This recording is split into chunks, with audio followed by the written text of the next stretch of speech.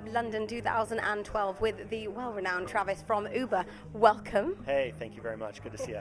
Good to see you too. Now, what have you been doing at leWeb so far? We saw your very interesting debate this morning. Sure. Well, I'm very interested in what you thought of it, but yeah, we basically just a few days ago soft launched Uber London, which means there are Jaguars, BMWs, Mercedes S-classes roaming around, and at a push of a button, you're going to have a car pick you up and take you around town. So we're trying to bring style to a very stylish city, at least in terms of its transportation, and we're having a lot of fun. I know, you guys definitely do it in style. Now, we were in San Francisco last year, and anyone who's been to San Francisco knows it's impossible to hail a cab, and so we were literally addicted to Uber. Yeah, well, look, that's where we started, June 2010. And we're now in 13 cities worldwide. Yeah. And I don't know, it could be hundreds by this time next year. So, part of that scale that we're doing, so we can bring that San Francisco experience to the rest of the world. We also announced today bringing on Case Coolin, who's the CEO of Booking.com, on board as our COO, and really a partner of my partner in the business. So we're really excited about that. That is very exciting. You guys are doing huge things. Now, you mentioned that New York, DC, and San Francisco are the major three cities where Uber is most successful. Why do you think that is? Is there a trend? Look, for New York was our second city that we launched, and it's a huge city. I think the surprising one of those three is DC, in that it's not a very big city. I don't know what's going on in DC. I don't know what's in the water, but they love them some Uber.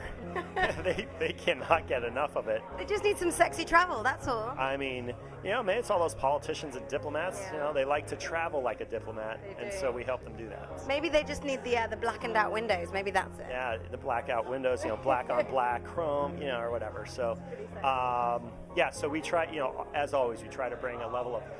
We have core efficiency in what we do, but we try to put elegance on top, and I think that's some of the sexy stuff that we do. As in terms of the user interface, it's really simple, really easy to use, and just very sleek, which kind of translates to the actual car service. Controversial, there's lots of other cab companies out there, obviously Halo you're on stage with, there's Cabby, there's Uber Cabs, endless, if I must say. What differentiates you guys from them, and what makes me want to travel with Uber rather than one of them? Well, look, the competition generally that's good for the customer. Customers are going to win, period, right? And in terms of when I put my Uber hat on and say, how do we look at it? It's sort of like the iPad versus an Android tablet. It's like, yeah, there's lots of tablets out there and lots of ways to get something that's similar. But I said it on stage, is that a lot of these companies are building a product or a technology around a market, and Uber is building an experience around a customer desire. And I think that is probably the key fundamental difference between what we're doing and a lot of other folks, and I think that's why we capture people's imaginations. So you're going for the luxury element, so it's not just solving a practical problem, but you're appealing to everybody's luxury desires. That's true, but we also, we have lower cost options as well. And I talked about how we're doing a test in Chicago where we're looking to make, can a taxi be Uber? Is that possible? And there's a kind of experience that needs to be delivered to make that a reality. And so it's about rewiring an industry so that so that people can get a whole new kind of experience. And you don't really realize that one's necessary until you do it, and then you're like, oh my God, this has been missing my whole life. And as I walk around in different cities or whatever, a lot of folks tell me that, and it's kind of exciting. It is. I've used it myself, and we're hoping to come to the launch in a couple of weeks. It's exciting times. I've downloaded the app, and I'm hoping to catch the service. We've got some nice free press experiences, so I'll do a little video and see how it is. What do you think about, obviously you're launching in London, how do you think we're going to take it up the Brits? How do you think we're going to like it? I mean, black cabbies, they're a big part of our culture. Look, the black cabbies, the black cabs here in the city are amazing.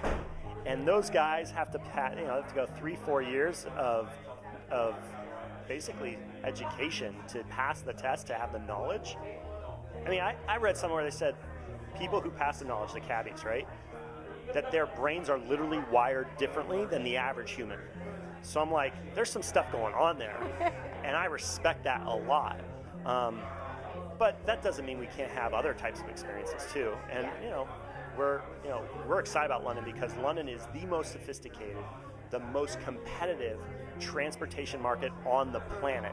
It's like if you're Kobe Bryant, you want to play in the NBA Finals against LeBron James. Like, I want to be in the finals. Let's do this. Yeah. And that's how we look at London. It's game time. Yeah. And we're excited about it.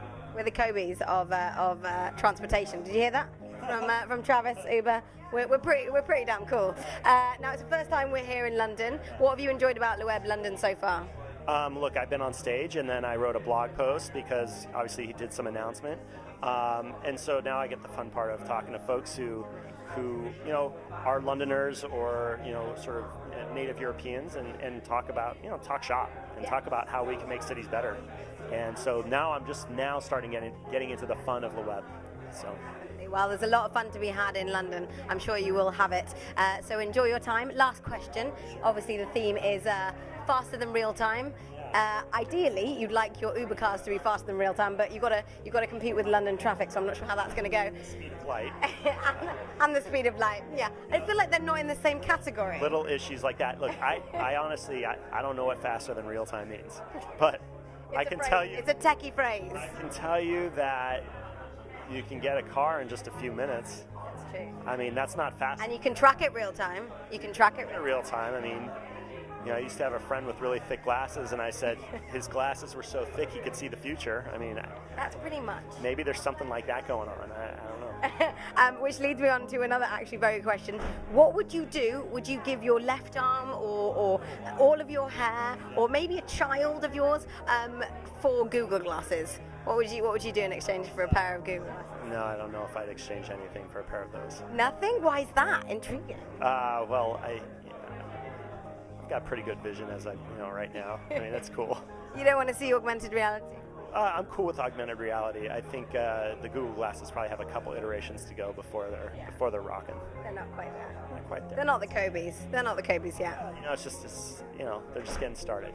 At some point, it won't even be glasses. Like, you'll just have a chip in your head and just be looking around, like seeing other things. Scary times. I'm open to it. I'm cool with that.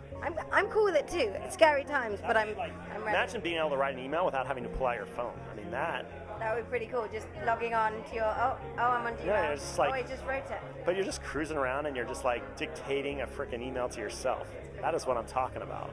And ordering an Uber cab with just with a blink of an eye. Just go. That could work. I think the way you would order an Uber is like, you just go or like that. Or you go, give me a car. Like that. I like the you. What if you had to make a you with your whole body? Like you. Yeah. This is us ordering. The point is, no, you should just be able to think about it. And that'd be awesome. That would be very cool. This is pretty close. You can pull it out, you just push a button, and an Uber comes pretty quick. Man, when you can just think about getting an Uber and it comes, that's taking it to a whole new level. It is the future. Well, watch this space here on TechFluff TV. The future of just being able to think about an Uber cab and having a lovely, sleek black car pull up in front of you with very cute little bottles of water, I have to say. Love it. We got really nice cars out there, luxury cars out there, so it's a lot of fun. Watch it. Well, you heard it here first at leWeb London 2012 with Travis from Uber. Thank you very much for your time.